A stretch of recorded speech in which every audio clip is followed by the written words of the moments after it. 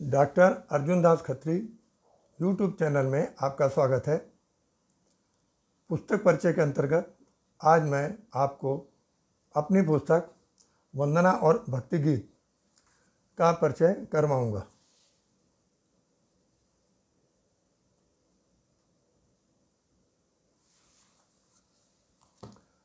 इस पुस्तक में वंदनाएं और भक्ति गीत हैं। वंदनाएं किनकी? जिन देवताओं की हिंदू पूजा करते हैं। क्या अंतर है? अभी तक जो हम आरती और वंदनाएं स्तुतियाँ पढ़ते आ रहे हैं उनमें मुख्य रूप से देवी या देवता जिनकी प्रार्थना कर रहे हैं, आरती कर रहे हैं, उनके रूप रंग, उनके चेहरे की सजावट, उनके पारिवारिक संबंध आदि का चित्रण उसमें रहता है।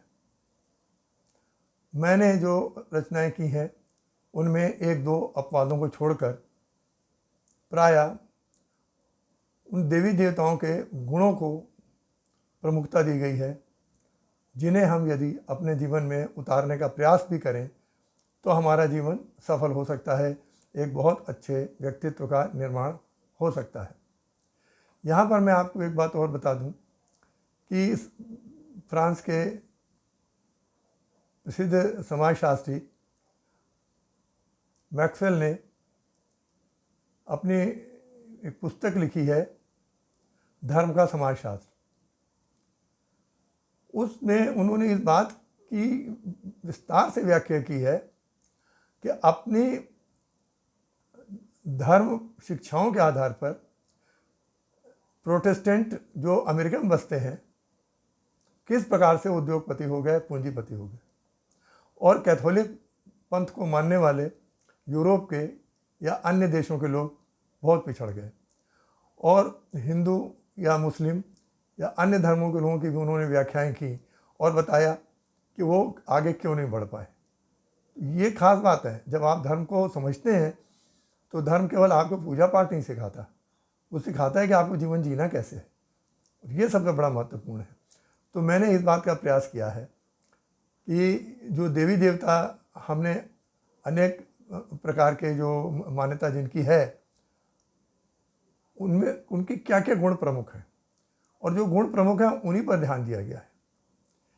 एक बात और बताऊं, दुर्गा सप्तशती में यदि आप पढ़ें तो देवताओं ने अपने कष्ट निवारण के लिए माँ दुर्गा की आराधना की है, और जब माँ प्रकट हुई है तो उन्होंने जो उनकी स्तुति की है उसमें कहीं भी उनके रूप रंग का वर्णन नहीं है, केवल उनकी स्तुति उन्होंने की है और हमें क्या चाहिए और उनकी क्या महानता है उसी के संदर्भ में बात की है। तो मैंने भी प्रयास किया है कि अपनी पुस्तक में इसी प्रकार से कुछ कुछ चीज़ें दूँ। इसकी अधिकांश वंदनाएं जो प्रमुख देवी देवताओं की हैं वो इसी यूट्यूब चैनल पर बहुत पहले दी जा चुकी हैं। आपने यदि ध्यान नहीं दिया है तो एक बार आप उनको सुनकर देखिए। जहाँ तक गाने की बात है, गीत गाने की बात है, प्रार्थनाएं करने की बात है, तो ये ठीक है कि मेरा गला जो है अच्छा नहीं है, पर आप उस पर ध्यान न दीजिए, आप शब्दों और भावों पर ध्यान दीजिए, तो आपको उसमें आनंद की अनुभूति होगी। मैं आपको इसकी कुछ वंदनाएं, कुछ अंश उनके सुनाऊंगा, और विस्तार से जो वहाँ दी जा चुकी हैं वो आप वहीं पर देखेंगे। केवल इसमें वंदनाएं और भक्ति गीत भर नहीं है, इसके पहले इसके धर्म की चर्चाएं की गई हैं। तो जो धर्म की चर्चा है उसके अंतर्गत जैसे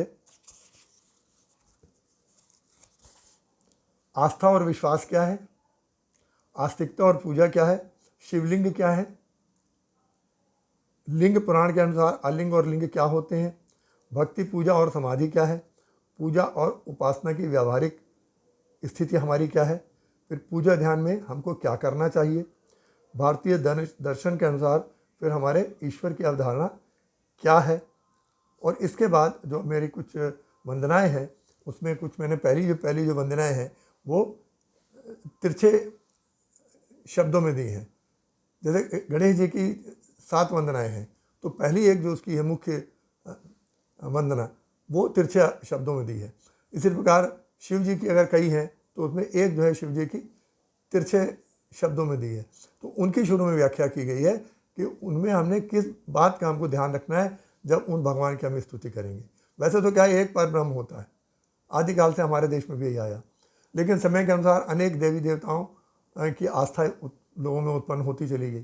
तो अब ठीक है, आप जिस रूप में चाहे हिंदू हैं, आपको पूरी स्वतंत्रता है, लेकिन जब हम उनकी पूजा करते हैं, उपासना वंदना प्रार्थना करते हैं, तो हमें ये बात ध्यान रखनी है कि हम उनके गुणों पर मुख्य रूप से ध्यान केंद्रित करें और अन्य चीज़ों पर नहीं। अब इसमें आपको जो खास बात मैं आपको बताऊं वो है आस्था और विश्वास का। तो आस्था का क्या है? आस्था हमारी होनी चाहिए ईश्वर पर और विश्वास स्वयं पर होना चाहिए। तो अब उसमें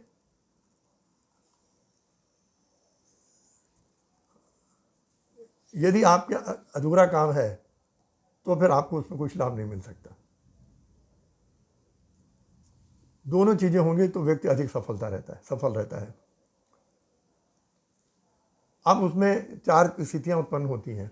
एक तो ये, ना तो हमें ईश्वर पर आस्था है और ना ही हमको अपने पर आत्मविश्वास है, तो ऐसा व्यक्ति जिंदगी और भटकता रहता है, उसे पता ही नहीं होता कब उसको क्या करना है। आपको पढ़ा लिखा देखेगा, डिग्री होल्डर दिखेगा, बड़े घर घराने का दिखेगा, उसे पता नहीं होता। उसके तुलना में एक गरीब व्यक्ति को देखिए, उसको ईश्वर पर कितनी आस्था है ये प्रश्न अलग हो गया, पर उसको अपने पर विश्वास है कि मैं सब्जी का ठेला लगा लूँगा, या मैं चाय पकौड़े की दुकान बना लूँगा, या मैं जाके मजदूरी कर लूँगा तो मैं अपना परिवार चला लूँगा।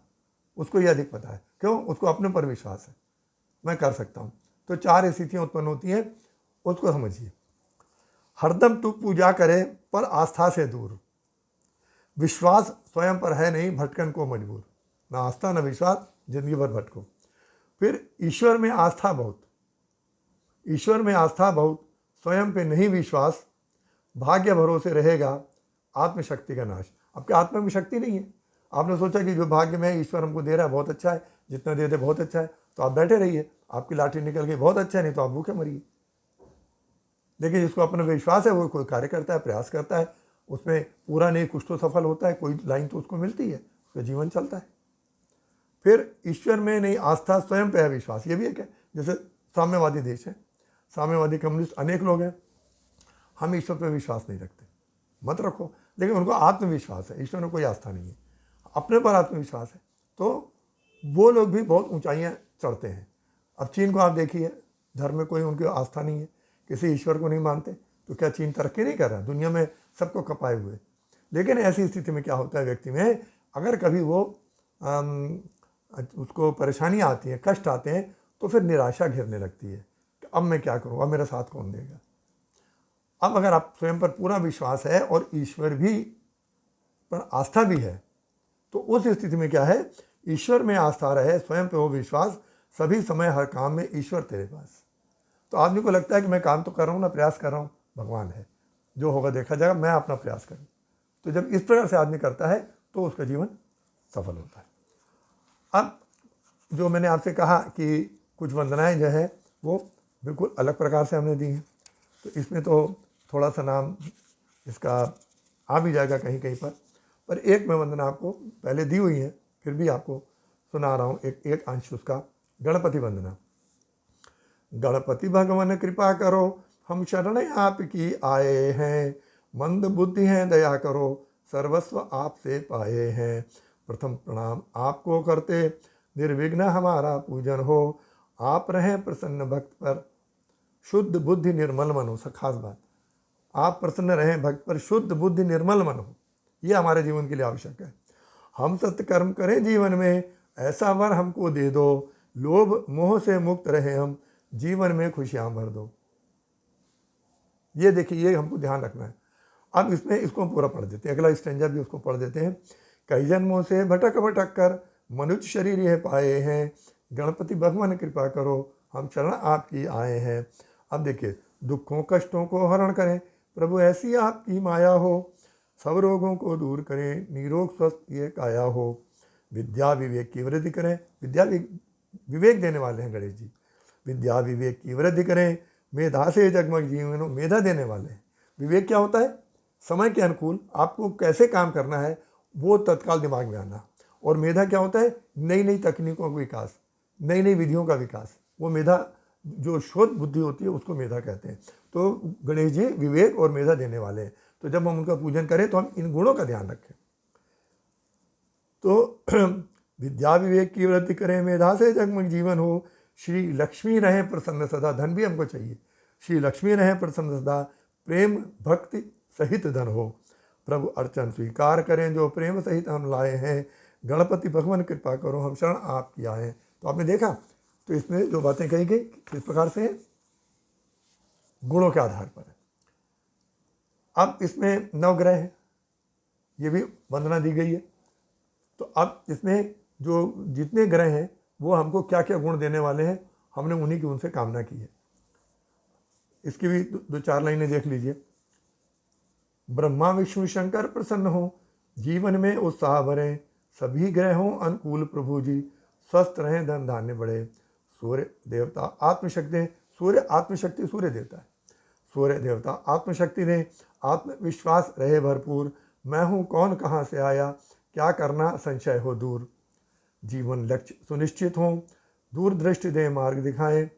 साधन से संपन्न बने, साहस से आगे बढ़ते जाएं। ये सबसे खास बात है, ये सूर्य देते हैं। फिर मन चंद्रमा मन का देवता है। तो चंद्रदेव मन मंदिर में आलोक करें और धैर्य बनाएं। धैर्य मन को चाहिए। मन स्थिर हो, बार बार भटके नहीं कि ये करूँ कि ये करूँ। मन स्थिर हो, सक्रिय हो, पर एक लाइन में सक्रिय होना चाहिए, इसी यही लाइन करनी है। मन स्थिर हो, सक्रिय हो, उत्साह रहे, लक्ष्य हो पाए। तो ये इस प्रकार से आप देखिए, यह हर एक चीज़ में आप पाएंगे। तो एक जो बात है वो अपने व्यक्तिगत लाभ के लिए है, और दूसरा जो हमने मांगा है वो हमारी सामाजिक प्रतिष्ठा के लिए। जैसे अगली लाइन और पढ़ देते हैं। मंगल ग्रह दें शक्ति हमें, शरीर हमारा पुष्ट सबल हो। हमारी शक्ति पुष्ट शरीर हमारा व्यक्तित्व बनाता है। और रहें हम भय से मुक्त सदा, ये सामाजिक व्यवस्था है। रहें हम भय से मुक्त सदा, ग्रह भू की संपत्ति अटल हो। बिना मकान और उसके भी तो काम नहीं चलता, वो भी हमारी चाहिए। तो सामाजिक प्रतिष्ठा उससे होती है। तो एक लाइन हमारे लिए, ये सारी की सारी इस प्रकार की वंदना है। तो ये आप इसमें देखेंगे, आपको आनंद आएगा। ये वहाँ दी हुई है, आप देख लीजिएगा इसी वीडियो चैनल में। फिर इसमें जो है शिव जी की, उसकी 4 लाइनें देखिए, वंदना दी हुई है। शिव में विश्व, शिव हमारे दिल में हो, शिव भरा हो विश्व सारा। शिव ही हो मन में हमारे, शिव ही है शुभ का सहारा। शिव की शक्ति हम में हो, कर्म हो शिव में हमारे। शिव विचारे रात दिन हम, शिव ही हो पथ के सारे। सारे लाइन में एक एक दो बार शिव आया। तो शिव शिव आपको उपासना करनी है। उनके जटा जूट है, उनके सर्प है, उनके क्या मृग शाह चर्म ओढ़ा हुआ है, डमरू, ये सारी चीज़ों से इसमें हमें कोई लेना देना नहीं, क्योंकि ना हमने देखा है ना हम ऐसा उनका चित्रण कर सकते हैं। तो जो हमको समझ में आता है कि हमारे शिव जी इन चीज़ों के वाहक हैं, कल्याण के वाहक हैं, उसको हम कर रहे हैं। तो इस प्रकार से जो इसकी वंदनाएं हैं वो आप देखेंगे, आपको अच्छी लगेंगी। इसी तरह से दुर्गा जी की स्तुति है, भगवती वंदना। वंदना करते हैं हम उस आद्य शक्ति महान की, सृष्टि का आधार है, रचना की है की ब्रह्मांड की। चर अचर सब उनकी कृतियाँ, अनंत में विस्तार है सृजन का मूल वे, उनका आर न पार है। इस प्रकार से देखिए सारी चीज़ें आ रही है। कोई इसमें वो नहीं है कि रूप रंग का कोई वर्णन हमने देखा ही नहीं है, इसलिए हम उसका चित्रण कैसे करेंगे। तो ये एक वंदनाएं हो गई।